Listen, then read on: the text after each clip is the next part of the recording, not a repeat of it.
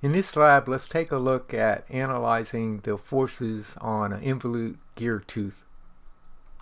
As I went through this lab, I made quite a few mistakes, and some of them I fixed on the fly, and I decided to leave the mistakes in the tutorial for the purposes of learning. And then there was one mistake though that I didn't catch until after I went to edit the video, but I'll point out that mistake. I'll start this lab by creating a metric assembly file, save the file, and then go to the Design tab and select Spur Gears, and I'm going to expand this dialog box in this location here and also here so that I can see all of the options available. And I'm going to set the input type as the number of teeth and module. I'm going to use center distance as the design guide, module 3, a 20-degree pressure angle, and for now, for the total unit correction, I'm going to put that as 0.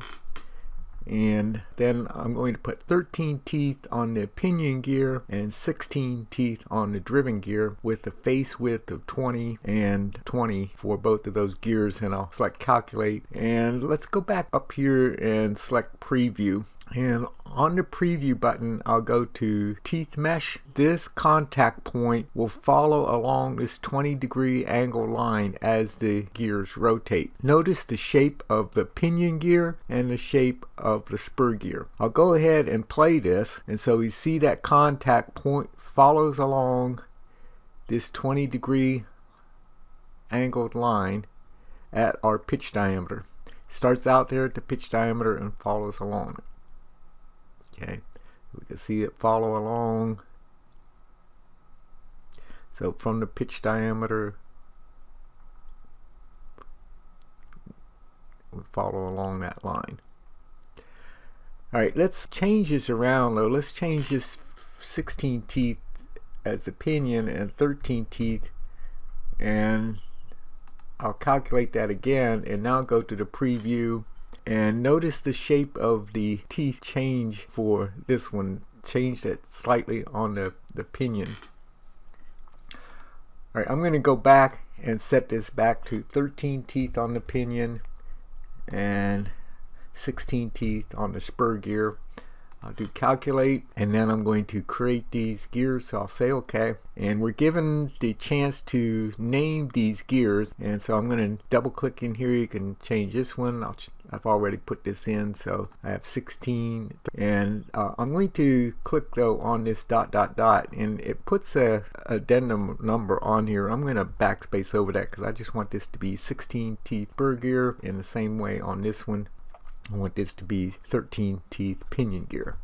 Alright, I'll create my parts and click someplace on the screen, and I'm going to rotate around so we can look at this sideways. When we examine these gears, we notice that there is an interference between the tooth forms. So in Inventor or Solidworks, when you create a gear, it uses a technique called the Wellman's odontograph method, which is a simplification. It's really a cosmetic representation of the gear. It's not a true involute tooth form. When you use a gear in your design, you normally purchase the gear off the shelf from a company that has decades of experience in designing and making gears. You don't normally design and manufacture your own gears. But in this case, we want to do an analysis on the gears, so we need a true involute profile. So I'm going to come over here to the gears, and if I wanted to edit the number of teeth or some other parameter, I would say edit using Design Accelerator. But we're going to export the tooth shape to get an involute. And when we do this, now that becomes separated from the Design Accelerator component. So if we decided we needed to make a change, we would have to go through this step. So this is all parametric. This step isn't parametric. I'm going to do export tooth shape, and we're going to do the pinion first, and I'm going to put in a backlash total clearance of 0.1. I'm going to do 0.05 for the backlash on the pinion, and then we'll do the same thing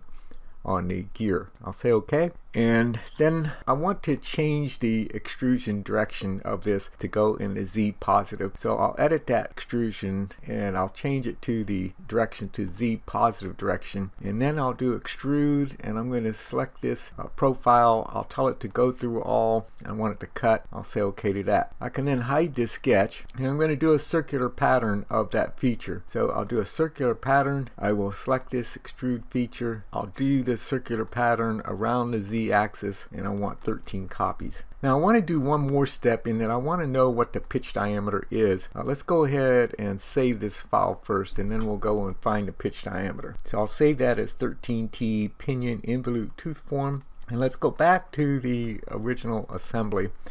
And I'm going to shift right mouse button, put my selection filter on part priority, and then I'm going to open this part. And I want to see the pitch diameter circle, so I'll right click, turn on the visibility of that pitch diameter. Now if we wanted to know the variable for this, if I edit this sketch and I click on this dimension, I see this is variable DA_DW. So I may want to derive that variable name, but we can derive this surface as well. So I'll go ahead and save this file and close it. I'll go back to my 13T pinion, and I'll go to the Manage tab now, and I'll do Derive, and I'm going to go into that Lab 22 Design Accelerator. I'll select that original pinion gear, and the only thing I want is the surface body. I don't want the solid body, and so I'll turn off the solid body. Now if I wanted that parameter, I could also come down here and select that. Let's go ahead and do it anyway. I'll go ahead and select that parameter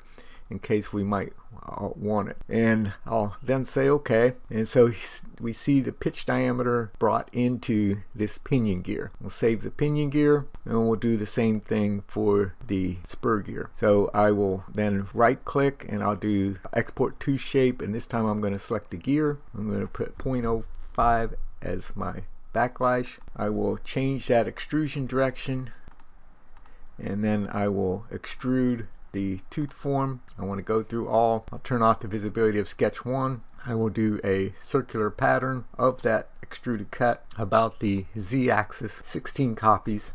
I'll save this as 16T spur gear involute tooth form, and I want to go to Manage, and I'll do Derive, and I'll go to the Design Accelerator, the 16 tooth Design Accelerator. I'll go to the Manage tab and Derive. I'll go into the Design Accelerator. I'll select the 16 tooth spur gear. Again, I want to bring in the surface body of that. I don't want the solid body, and just in case I might need it, I'll bring the parameter DA_DW into my new part. Okay, so we see the surface body for this one.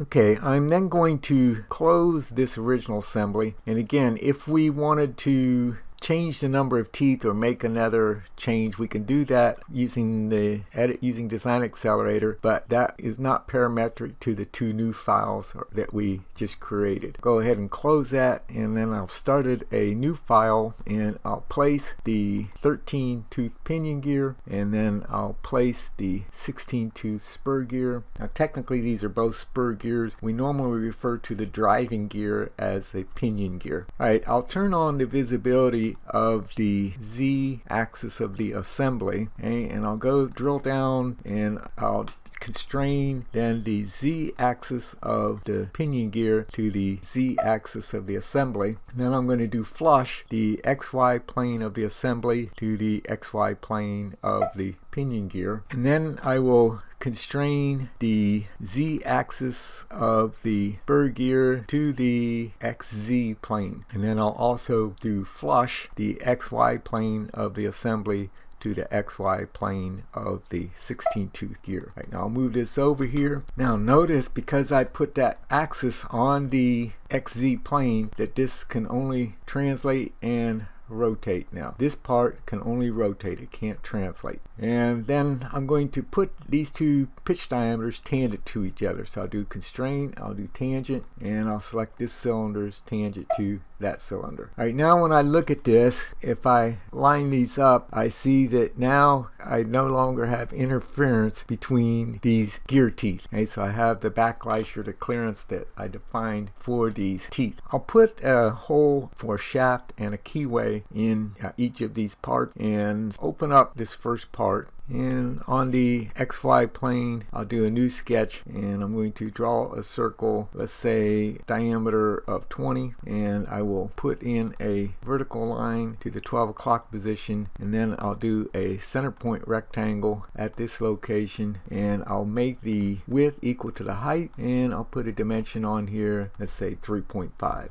I'll then do an extrude of this rectangle and this circle, and I want to go through all, so I've cut a keyway through there. I might also want to put a hub on here, and so let me go back and edit that sketch, and I'm going to put another circle in this sketch, and let's dimension this circle as 30, and then I'll extrude that circle as well. So I need to make that visible. I'll do extrude, and I'll select this profile. I want to do join, and I'm going to go asymmetric, and for this distance I'll come out 22.5, and for this distance I'll go 2.5. So let's put in 2.5 for that distance and 22.5 for this distance. Turn off the visibility of the sketch, and I will save my part. I'm going to apply a steel material to this, and I don't like that plate color, so I'm going to change this to black chrome color.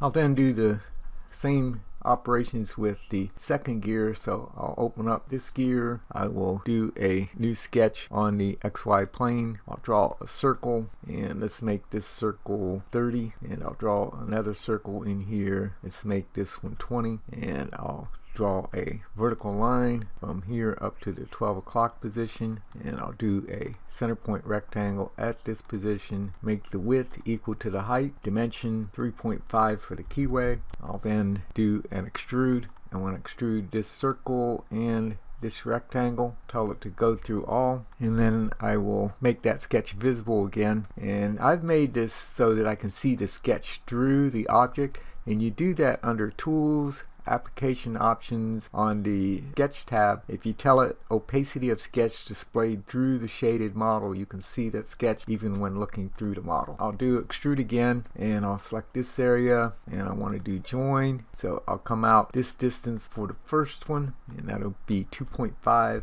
and this will be 22.5. Turn off the visibility of the sketch, save the file, and I'll go back to the assembly. And actually, let's go back and put our material onto this part as well. So I'm going to select steel, chrome, and save it. Okay, I want to line these parts up in a home position. I'm going to put this keyway horizontal, and I'll find the plane that goes through that keyway, and also the XZ plane. I'm going to constrain that flush to the XZ plane of the assembly, and then I'll do the same sort of thing with this gear. So I will find the plane that goes through the keyway of this gear, and I'll constrain that flush to the appropriate plane going through the assembly, and that lines up those gears, and we can see the clearance between the gears. Now I'm going to suppress those two constraints that I just made. So I'm going to name the first one, I'm going to call this one pinion home, and I'll name this one spur home.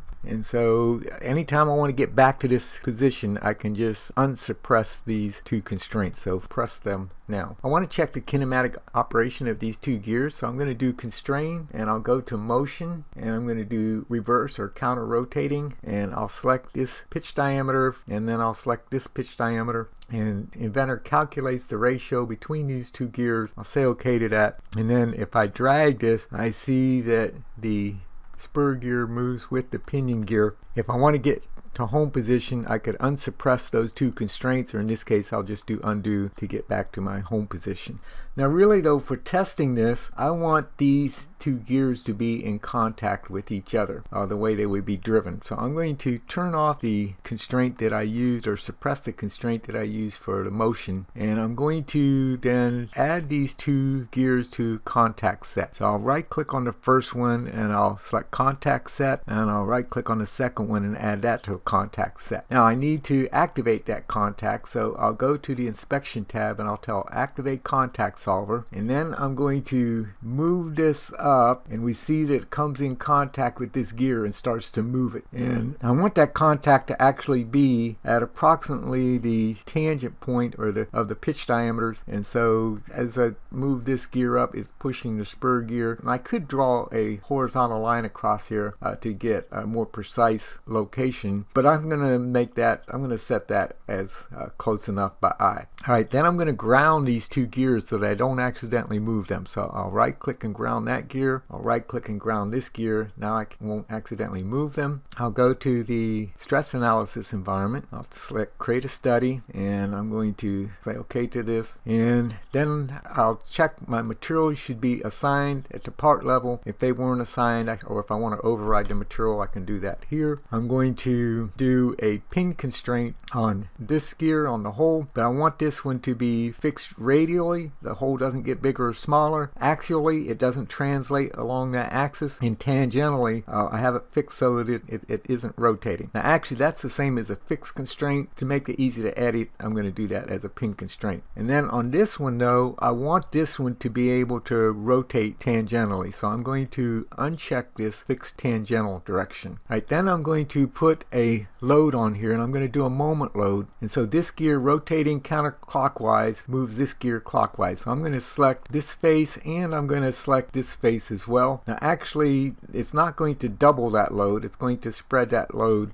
twice, and we could select this cylinder, but in some CAD programs or FEA analysis programs, it doesn't like for you to put a load on a face that you've constrained, and so we put that pin constraint on this face. So I'm just going to select these two outer faces, and I'm going to do this as 50,000 Newton millimeters, or we could do it as 50 Newton meters. Even though the glyph is showing over here, it is about the center of the part. Then I will go to my automatic contacts, and I've created a bonded contact over here, which actually I want that to be sliding contacts. And so I'm going to right click on these contacts, and I'll change those to sliding no separation. Actually one of these might be able to separate. As this pushes up against here, it's actually found a contact between here and here, which there's clearance in there, so I'm going to suppress one of these contacts. So there's actually clearance there, so I'm going to suppress that contact. If I go here to edit study properties, you know, we didn't change this contact clearance right here, 0.1, and so remember that was actually our setting for the backlash was 0.1, the 0.05 plus 0.05, but we could see visually that we have no contact there, so I'm going to suppress that one, and this one, and this one. Let's check that one. So there's no contact down here, and so we should have just gone back and changed that tolerance. So I'm going to suppress this one, or I'm going to change, then that's the one I meant to press. I'll suppress that one, and then this one, the contact between here and here, I'm going to change that to sliding. So I'll do sliding no separation. I'll then mesh my part. That's a fairly coarse mesh. Let's increase the density of the mesh just a bit, and so I'm going to do this as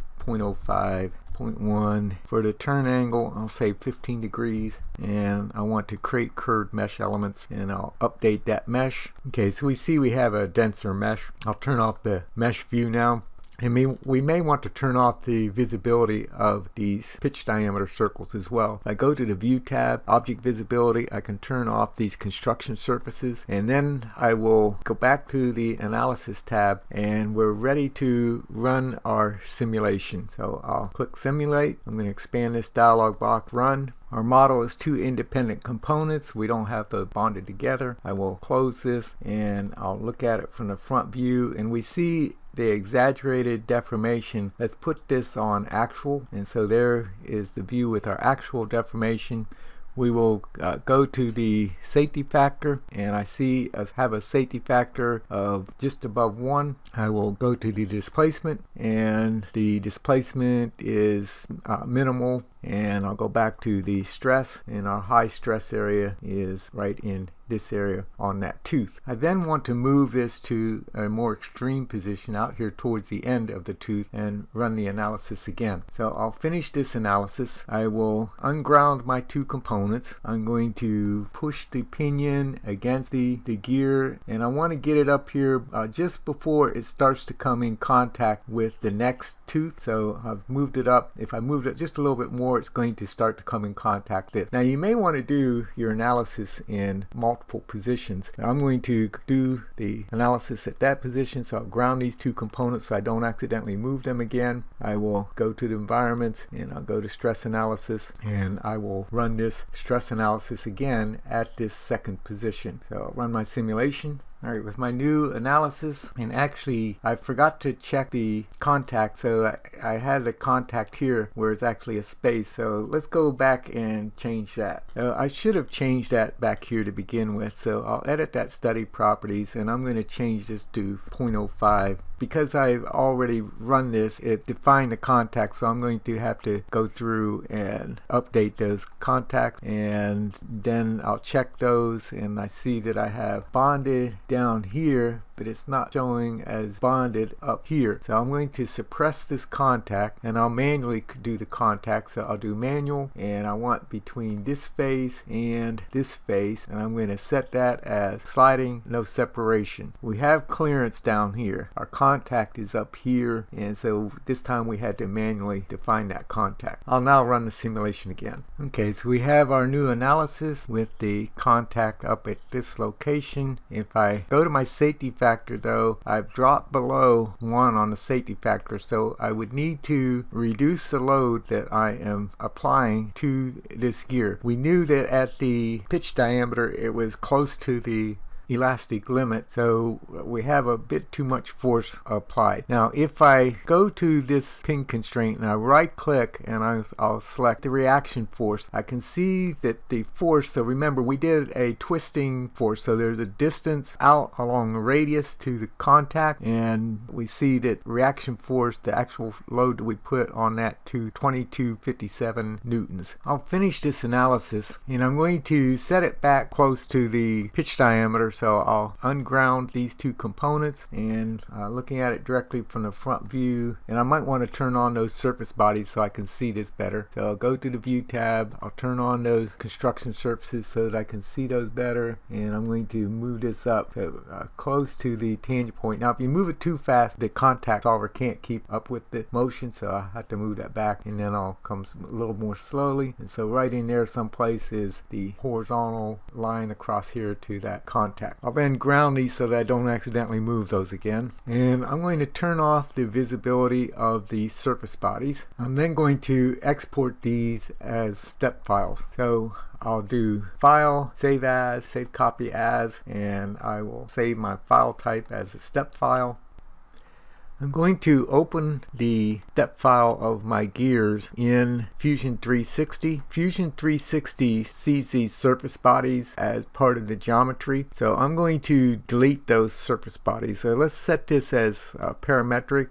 So I'll do capture design history, and then I'm going to drill down and find the surface bodies in each one of those components, and I'm going to then right click and remove this surface body, and I'll right click and remove this surface body. So if I want to get those back, because I did remove rather than delete, I can get them back. I'll then go to the simulation tab, and I'm going to create a static stress analysis study. I will then check my materials, and if I don't have material defined, I need to check this as steel, and I'll also make sure I have this one set as steel. I will go to my constraints, and I will select a pin constraint, but I want this fixed on all directions on the gear, and then I'll do a second constraint, and I want this pinion on this one, but I don't want it constrained on the tangential. I want it to be able to rotate. Say OK. Then I will go to my contact, and I'm going to